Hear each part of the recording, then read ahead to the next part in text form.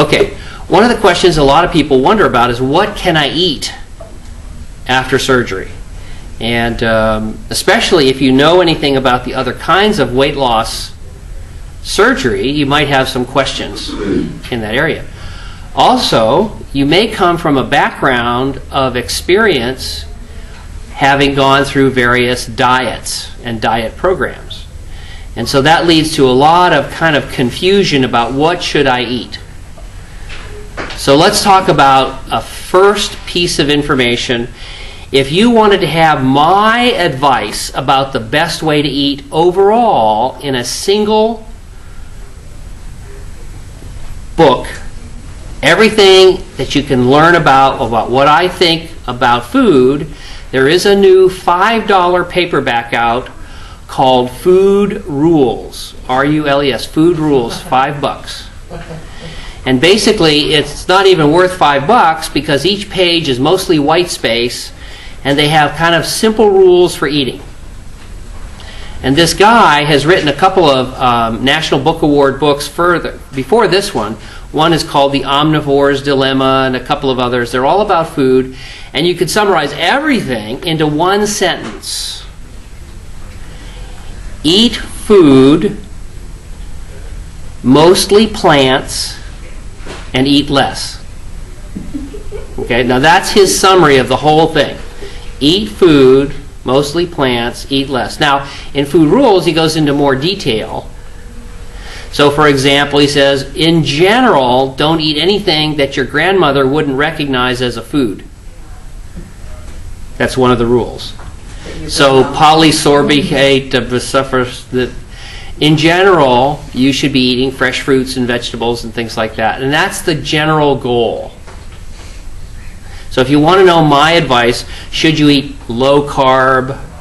Should you eat Atkins style? Things like that. In general, the overall overarching suggestion for the MGB long term as a guidance is simple in that book. It basically says eat healthy food. Okay, that's the start. So there's no oddball diet that we recommend in general. Okay? Now, you can't eat broccoli and cauliflower the day after surgery. So there's a transition period. So in the first week after surgery, the choice of what you should be eating is limited, and it goes like this. In the first week or two, while you're healing, we recommend juices, Gatorade, yogurt, crackers, and soups. Okay? So let's do that again. Juices, Gatorade, yogurt, crackers, and soup. All those things are good. Soup, or broth? I'll get to that. So good question. So now, then people say, oh my goodness, orange juice is too tart right away. And so many of the juices are bothersome, so cut them in half. Half and half over ice is a good way to do it. People say, I don't like yogurt. And so that's okay. Just have 1 spoonful because it's healthy for you because it has the good bacteria, it has calcium, and it has protein in it. So we like yogurt. And then there's the whole question of should you get the unsweetened, artificially sweetened, no-fat yogurt. And in general, we say get regular food. So yogurt, when it came to America, should taste like sour milk. All the big companies and corporations said, gee, don't worry, Mr. Yogurt. I know people don't like you because you taste like sour milk. So they modified it. And now they have TCBY, which you know stands for this is not really yogurt. Tastes like ice cream, doesn't it? Okay, so you don't get credit for eating ice cream. You're allowed to, and we'll talk about that in a minute, but ideally for your health, the best thing is to have a little bit of yogurt. Can you have crackers? Yes. We like the saltines a little bit better because of their salt. People ask about goldfish and some of the other crackers, and they have shortening or fat in them, so sometimes they can be a little bit more bothersome on the stomach than just plain old saltines. And remember again, we're talking about the first couple of weeks. Then we get to the question that you just asked, which is what about soup? Does it need to be clear broth? Or is there a fear, Dr. Rutledge, that if you ate chicken and stars soup, you might get a star? And would that be a problem? Or if I had chicken and noodle soup, what if a stray noodle were to get down my throat? Would that be a problem? And the answer is, we feel like that trying to eat just broth is pretty demanding. It's pretty unpleasant. So we say any soup is okay with a couple of caveats, a couple of warnings. Chicken noodle soup is fine. Don't think that means you can pour off all the water, make it into a solid hockey puck, and swallow that. That's not what we're saying. We are not saying that. But chicken and stars, chicken and rice, tomato soup, minestrone soup, if you remember some guidelines. Almost anything in the first 2 weeks is okay if you follow this set of guidelines. Eat very, very small amounts. Think of a baby spoon. Eat very slowly. So think of putting down the spoon between bites, and think of chewing it and chewing it and chewing it and chewing it. If that's the case, even if you get a craving for a roast beef sandwich, which is not a good choice in the first week, it might be okay to get rid of the craving, to have a little tiny bite, think of a baby spoon, to eat it very slowly, and to chew it and chew it and chew it. And some of our women in particular will get a craving post-op for something.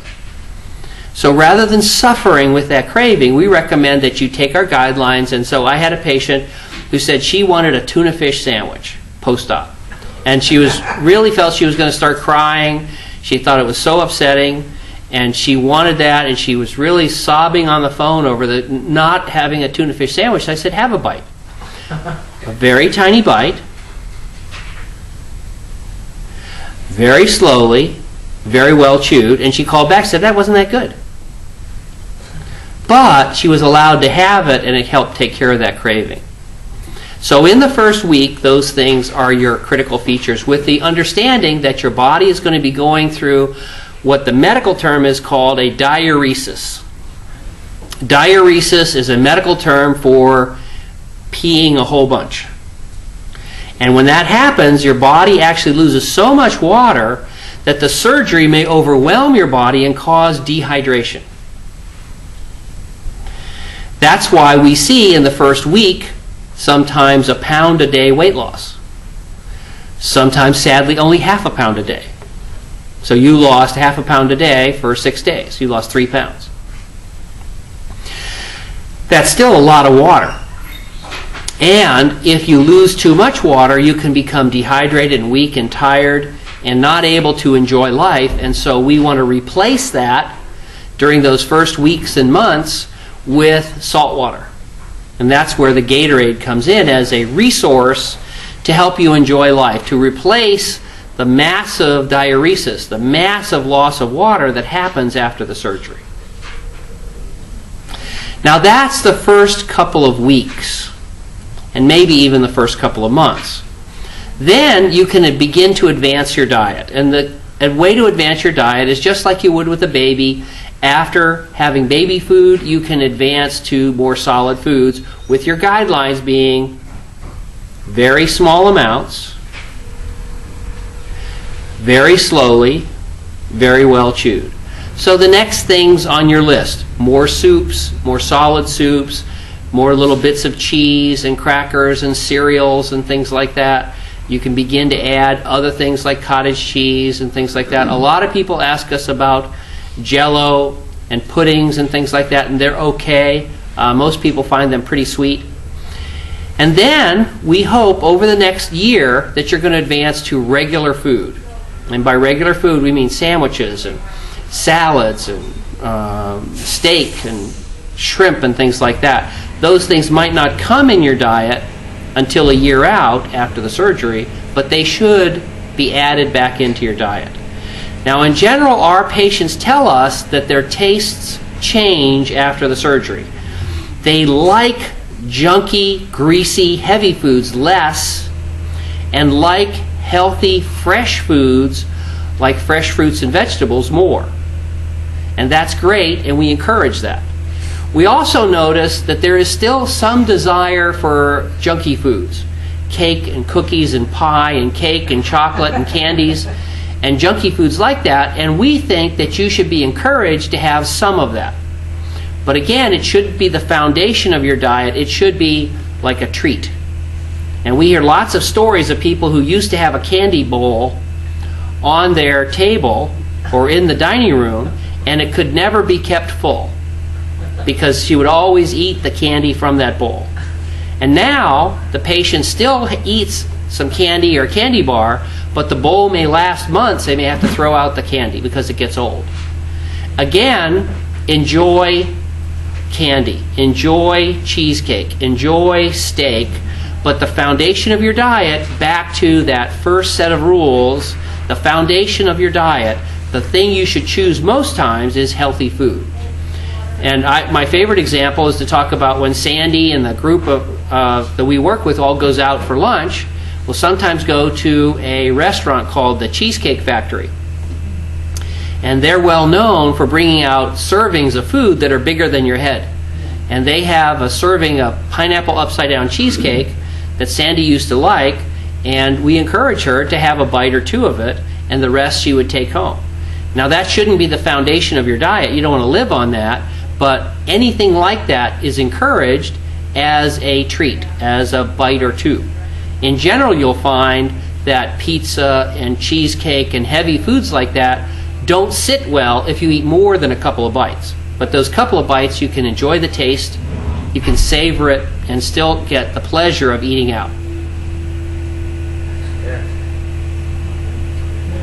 Does that sound right, roughly, Joe, from what your experience is? Pretty much. If we go out to dinner, for steak dinner, I'll get a soup, maybe an hors d'oeuvre, fish or something like a crab cake or a shrimp, and then I'll have a couple bites of Diane steak. And I mean just a couple bites and I'm good. Breads is, I think, the hardest thing to tolerate, at least so far for the first year. Better if they're toasted or stiff, like artisan. More like a cracker. So if you make it more dry, then the body can digest it before it gets down. I'll tell you one story, that eating certain things too fast or too much can lead to a terrible, unpleasant experience where you have severe abdominal pain, and basically that experience is like swallowing a cork. And so we've had a patient who was at Disney World with his family, was having a wonderful time. He'd never been able to go on the rides with his children. He was enjoying that. And suddenly he fell on the ground, writhing in severe pain. They called the ambulance, and the ambulance came to pick him up, and his wife, following the ambulance to the ER, called me screaming on the phone. Said, "My husband, he's dying, he's having a heart attack." I said, who is this? And I said, well, most of our patients don't have heart attacks. In other words, we have 5,000 patients. Many of them have had heart attacks before the surgery or heart bypasses. As far as I'm aware, we have no heart attacks after the first 6 months after the surgery. That's in 5,000 patients. So I said, I'm skeptical. I said, what was he eating? And she started hollering back, no, you don't understand. He's not dying of a heart attack. His chest pain. And I said, well, wait. Tell me, where were you? What was he eating? He said, well, he was eating a hot dog. And what we found is he went to the ER. They got evaluated. He was not having a heart attack, but he was so excited he had a big bite of a hot dog plus bread, and that went down and just plugged him up, just like he had swallowed a big, solid cork. And then he was in a lot of pain. So be careful out there. When you have your treats, remember those guidelines of little, small bites, very slowly, and very well chewed.